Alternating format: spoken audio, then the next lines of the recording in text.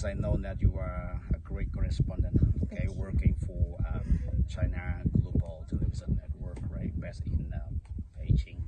And you are here in order to shoot the video about legacy of war related to USO and mine in Cambodia, especially about the victim along the Mekong River. So as you told me that you want to know something about that, and you used to, you interview the others, but now it's time for me to interview you as the correspondent. How do you feel about coming to shoot the documentary in Cambodia?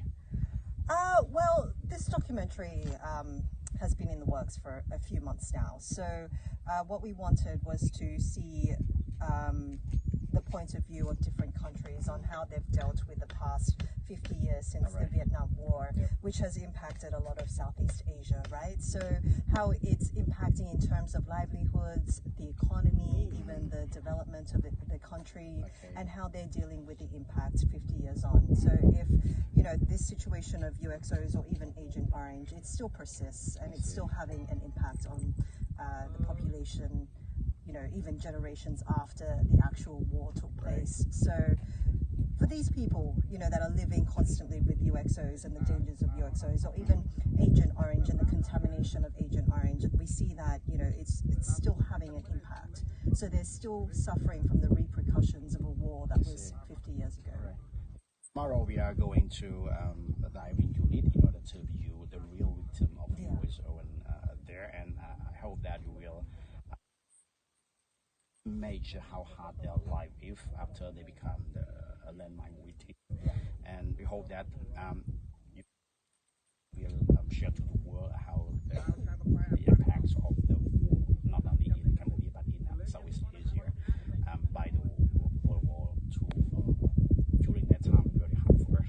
All right, so I'm here just only to have fun with you only, not official one, but I just want you to say something to people about the job that you love, and as the international correspondent we can say. So can you have a few words for them to encourage them to learn English so that they can become a good job like you now, okay, correspondent?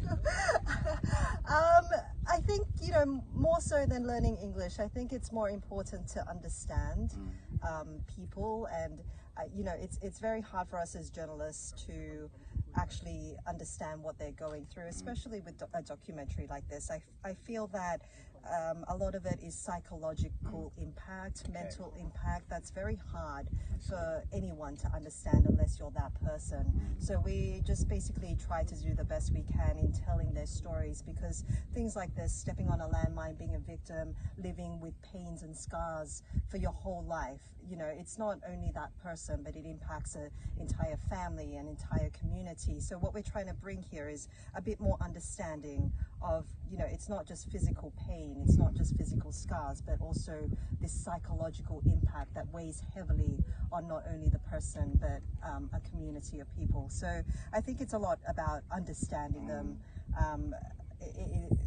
When you ask me like about English, you know, like language is one thing, but I think trying to understand other people's perspective is equally as important. Yes. So like she mentioned that English is very important for you guys. If you want to improve your better future, you need to learn English like she is now. She have a chance to work in Cambodia. She's from Thailand, but she work for international television because of her English is great. That's why you have a chance to stand here as a correspondent. And you guys, you can be as well one day. I wish you guys try your best to learn English, and then one day you will become like her as the female correspondent with good English. Thank you very much, guys. Thank you. Thank you.